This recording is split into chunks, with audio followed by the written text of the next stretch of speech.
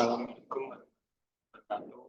Kami dari kelompok 6 akan mempresentasikan tentang analisis sistem ERP pada aplikasi pada tes digital bisnis. Perkenalkan, kami dari kelompok 6, anggotanya yang pertama saya sendiri, Raja Kediri, NPM 209. Ada saya sendiri, Reval Putra, NPM 195. Saya Valentino Orlando Febrian, NPM 251. Saya Ahmad Ferdian, NPM 169. Saya Van Lutfi Fadila, NPM 418.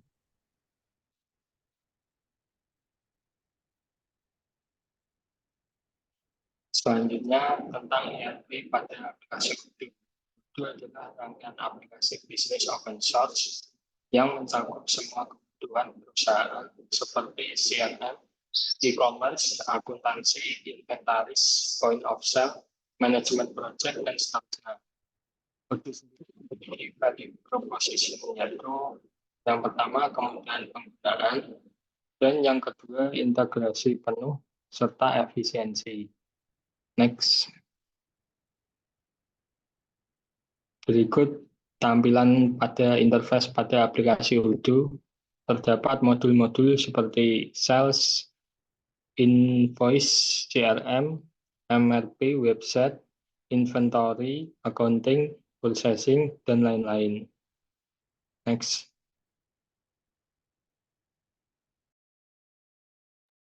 Berikutnya ada bisnis kelompok dari Aska Motor Nganjuk. Next.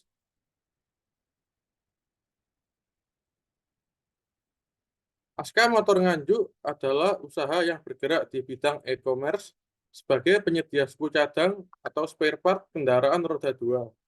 Dalam kasus ini, Aska Motor Nganjuk ingin meningkatkan efisiensi dan efektivitas aktivitas bisnis dengan menggunakan pendekatan ERP menggunakan aplikasi Odoo. Next. Beberapa merupakan barang dagang dari Aska Motor Nganjuk. Yang pertama ada lem biru Permatex seperti yang ada di gambar. Yang kedua ada dudukan spion Honda seperti yang ada di gambar. Dan yang ketiga adalah velg Pirosi WM seperti yang ada di gambar. Next.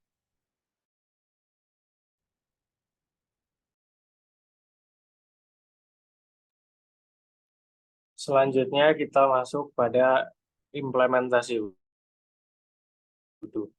Modul inventory yang membantu pemilik usaha dalam memantau kuantitas dan stok bahan baku. Apa itu Odoo Inventory? Jadi, Odoo Inventory merupakan sistem manajemen inventaris entry ganda yang memungkinkan ketelusuran penuh dari pemasok ke pelanggan. Ini merupakan perangkat lunak manajemen karena setiap pemindahan stok secara otomatis dikelola saat dibuat. Input stok akan otomatis dikurangi dari lokasi vendor Anda dan output otomatis ditambahkan di gudang atau sebaliknya. Sehingga pengguna tidak perlu menyesuaikan perubahan stok secara manual lagi. Transfer otomatis di Odoo Inventory ini memungkinkan pengguna untuk menjadwalkan transaksi dan membantu mengotomatiskan proses pembukuan. Integrasinya yang mulus dengan aplikasi Odoo lainnya juga memastikan siklus manajemen inventaris di seluruh departemen diselesaikan tanpa kerumitan. Selanjutnya kita masuk bagaimana memulai inventory di Odoo ini. Next.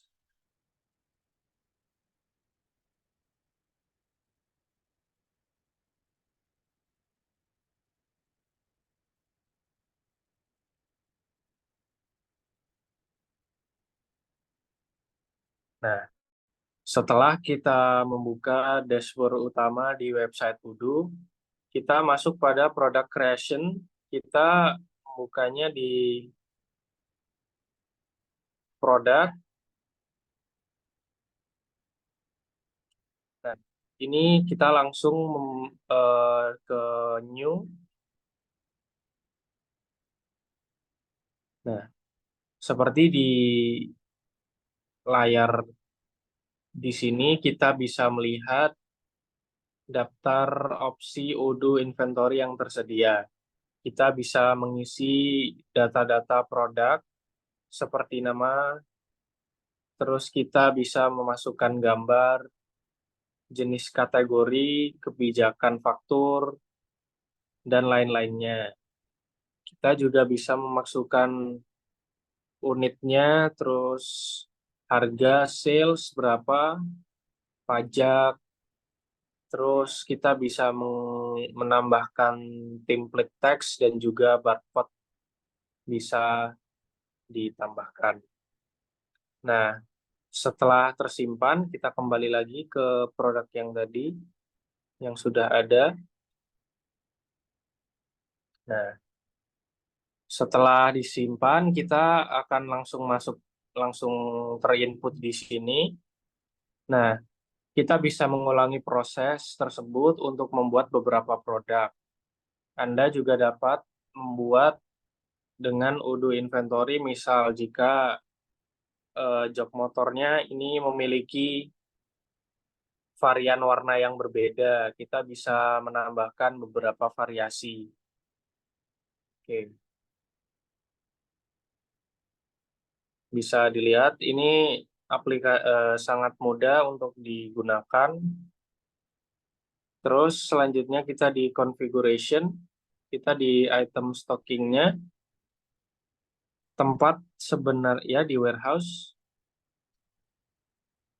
Nah, ini merupakan tempat di mana barang-barang disimpan di Odoo inventory. Ini adalah gudang. Nah, satu kita sudah membuat ini, namanya Aska Motor Nganjuk. Dan sudah kita bisa input alamat juga, kita bisa mengaturnya di sini. Terus kita juga bisa memiliki beberapa gudang yang tidak hanya satu saja. Kita juga bisa mengaturnya. Jadi kita bisa menyantumkan, terus ada nama pendeknya. Nah, di dashboard di versi terbaru, Anda tidak perlu mengaktifkan lagi pengaturan storage location secara manual, karena ini diaktifkan sudah secara otomatis.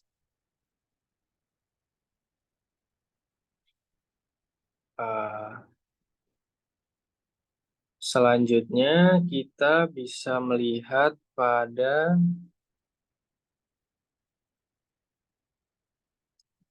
di configuration lagi, di produk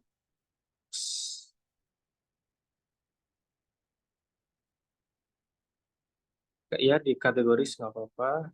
Nah, ini kita juga ada di produk kategori.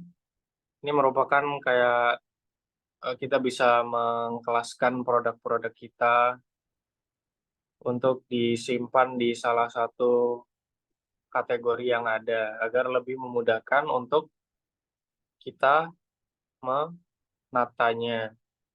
Di sini setiap produk yang ada, setelah kita input tadi seperti yang di awal, lalu kita tidak perlu lagi mengatur stok barang yang ada. Jadi akan otomatis terhitung jika ada penjualan, akan otomatis berkurang jika ada penambahan produk baru. Kita juga nanti bisa langsung di-input dulu, terus langsung otomatis terkalkulasi.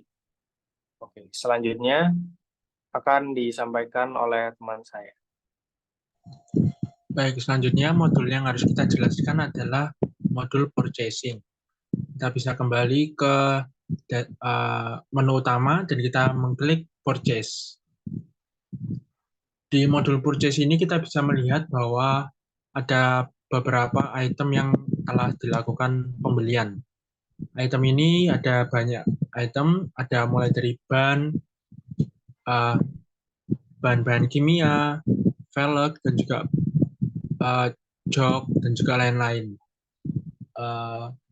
Untuk item-item yang dilakukan pembelian ini telah dilakukan oleh rekan-rekan kami dari kelompok kami, yaitu salah satunya adalah Muhammad Farizal. dilakukan input dari data e-commerce yaitu Shopee, karena Aska Motor Nganjuk adalah usaha yang berbasis e-commerce yaitu Shopee. Jadi orderan yang masuk kita input ke aplikasi ERP Odoo ini. Caranya adalah sebagai berikut. Kita bisa klik Order New. Kita bisa mencari. Contohnya kita ada mau beli sebuah jok. Ada membeli produk jok dan kita masukkan inputnya, misalkan contohnya adalah produk yang kita barusan tadi tambahkan yaitu jok motor. Kita cari di sini 003 jok motor. Nah, kita langsung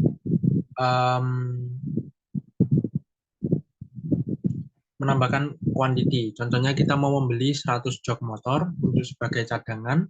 Nah, kita selanjutnya bisa langsung mengklik confirm order apabila order tersebut sudah betul. Karena order di sini sudah betul, maka kita mengklik.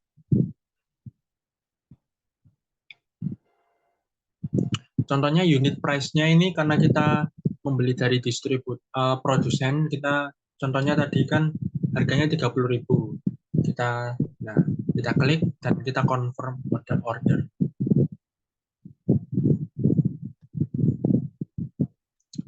Nah, kita kembali lagi ke inventory.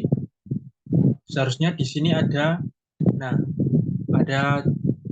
produk yang masuk hari ini yaitu jok sebanyak 100 unit.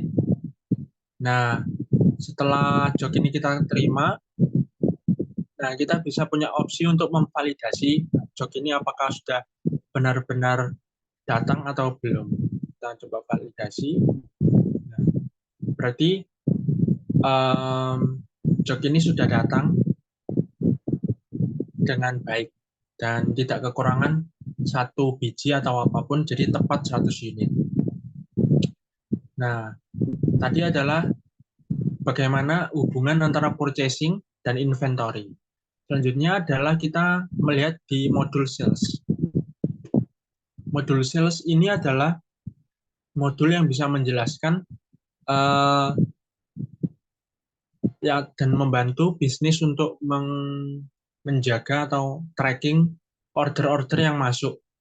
Karena Aska Motor Nganjuk adalah perusahaan yang yang berbasis e-commerce, jadi kita menerima pesanan dari Shopee. Kalau misalkan kita menerima pesanan dari Shopee, kita bisa melakukan new quotation, terus kita klik Shopee atau namanya dengan spesifik, contohnya Shopee Rizal.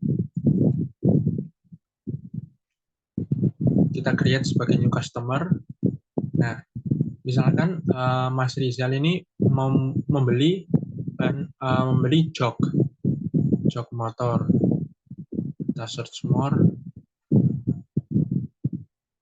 Jok motor yang tadi barusan datang, Mas Rizal membeli, kita contohkan 5 unit. Maka otomatis totalnya akan muncul yaitu sebanyak 166.500. Setelah itu, apabila orderan ini betul, kita bisa mengklik konfirmasi, dan apabila orderan ini sudah dilakukan pembayaran, maka kita bisa membuat invoice.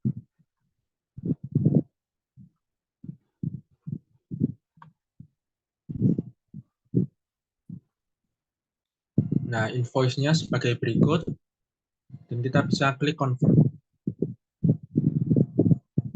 Nah, invoice-nya sebagai berikut, pencatatan sebagai bukti pembayaran yang telah kita terima. Nah,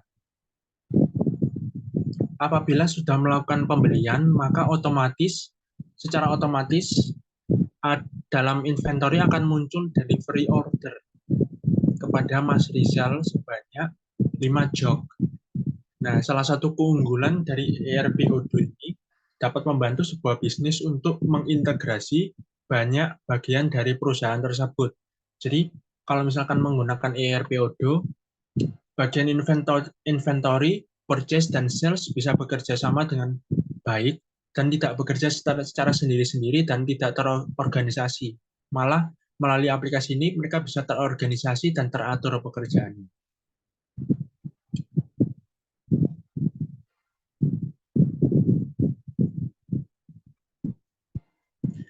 Selanjutnya, kita akan dijelaskan analisis ODO oleh rekan saya.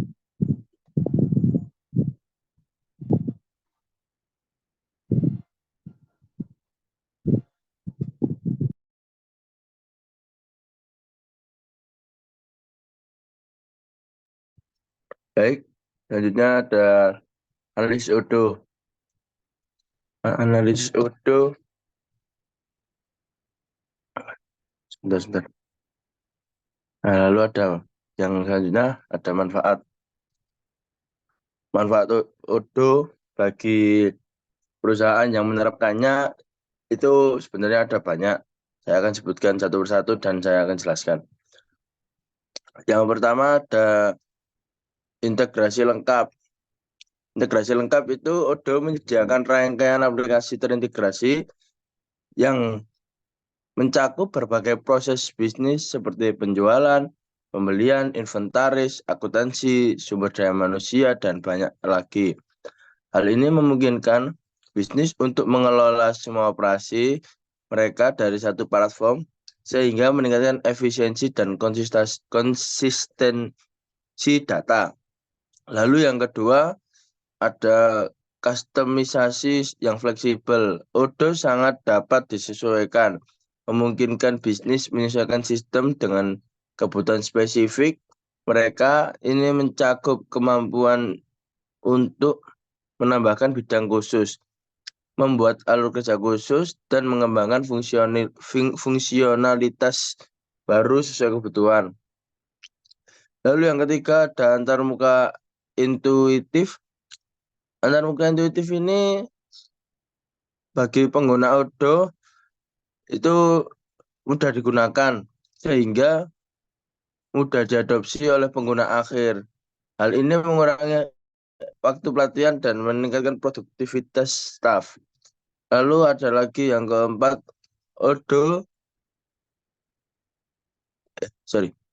skalabilitas. ODO sangat scalable dan dapat tumbuh bersama perusahaan seiring dengan perkembangannya atau perkembangan zaman.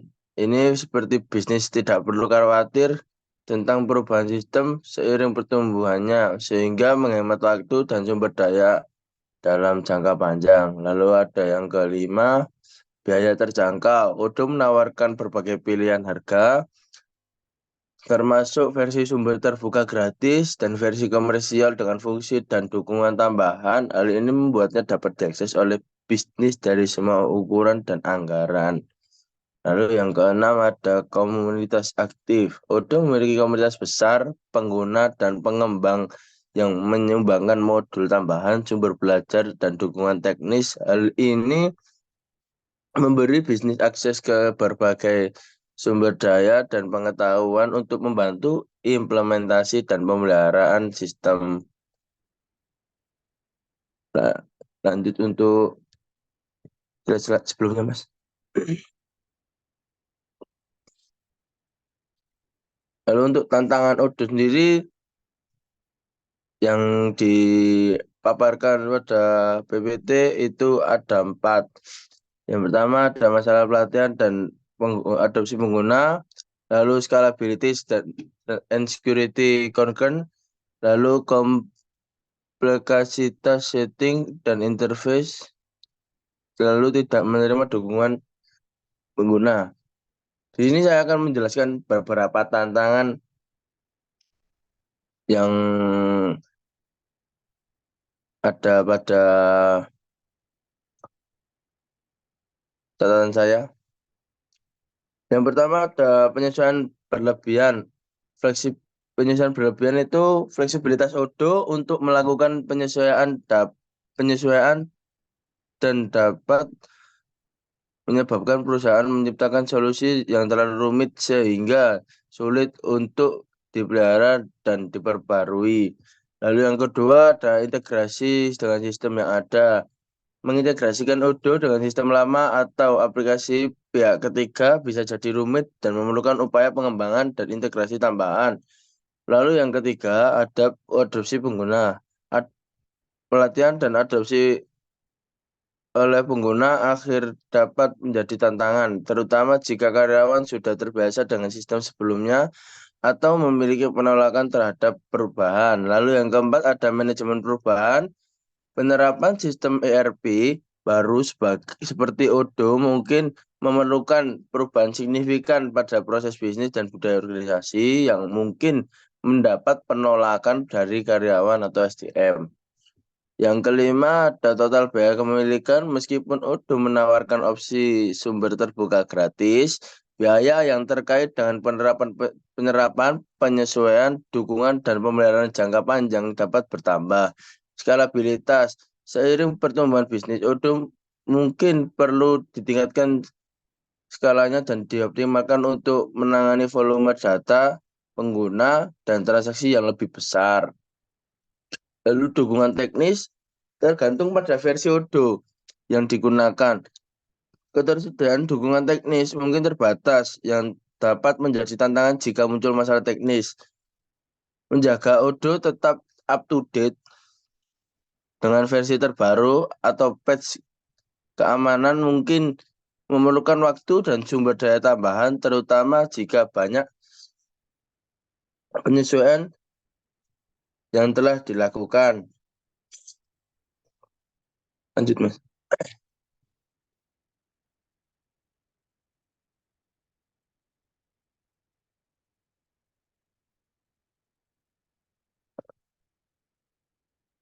Untuk implementasi sendiri,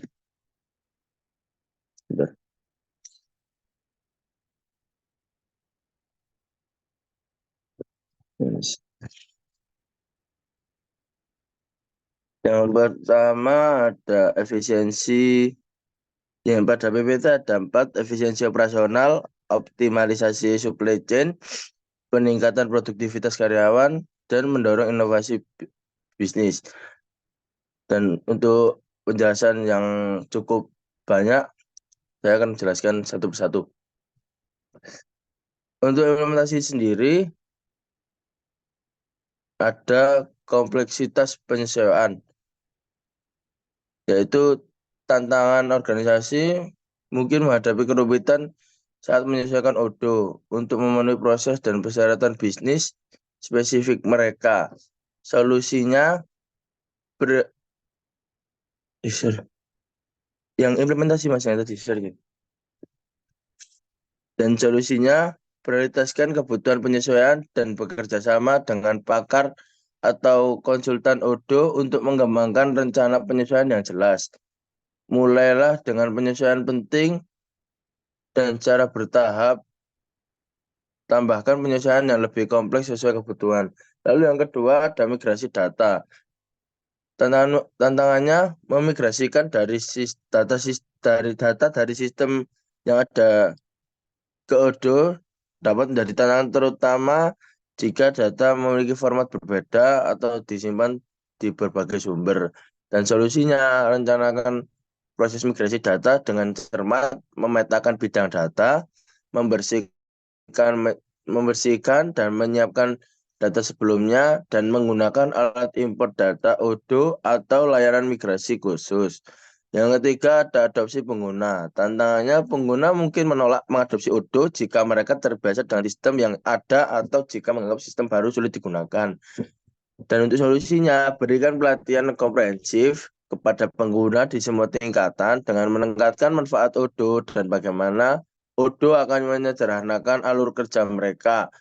Libatkan pemangku kepentingan utama di awal proses untuk mendapatkan dukungan dan dukungan. Lalu yang keempat ada integrasi dengan sistem pihak ketiga. Tantangannya mengintegrasikan Odoo dengan sistem pihak ketiga yang ada seperti perangkat lunak akuntansi, sistem CRM, atau platform e-commerce menjadi rumit karena perbedaan data dan API. Solusinya bekerja samalah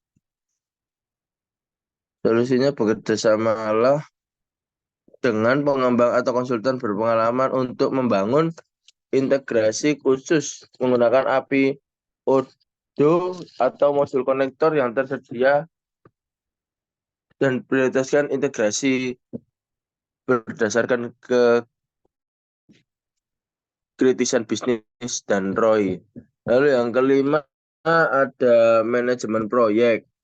Tantangannya mengelola proyek, mengimplementasi Odoo memerlukan koordinasi antar berbagai tim, pemangku kepentingan, dan tugas yang dapat menjadi tantangan tanpa perencanaan dan pengawasan yang tepat. Solusinya, tunjuk manajer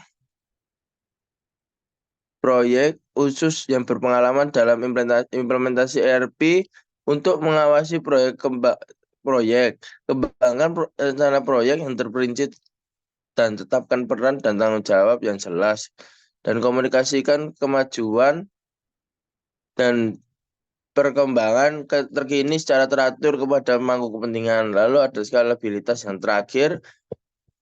Tantangan organisasi mungkin menghadapi masalah skalabilitas seiring pertumbuhan bisnis mereka yang menyebabkan penurunan kinerja atau keterbatasan sistem dan solusinya. Rancang implementasi Odoo dengan mempertimbangkan skalabilitas dengan mempertimbangkan faktor-faktor seperti optimalisasi basis data, infrastruktur server, dan arsitektur aplikasi. Pantau kinerja sistem dan metrik skalabilitas secara rutin dan skalakan sumber daya sesuai kebutuhan untuk mengakomodasi pertumbuhan. Lalu yang selanjutnya ada peluang Odoo, yaitu ada 4 paparan. Yang pertama ada efisiensi operasional, optimalisasi supply chain, meningkatkan produktivitas karyawan, dan mendorong inovasi bisnis. Baik. Sekian dari kelompok kami. Jika ada salah kata dan kurangnya mohon dimaafkan. Wassalamualaikum warahmatullahi wabarakatuh.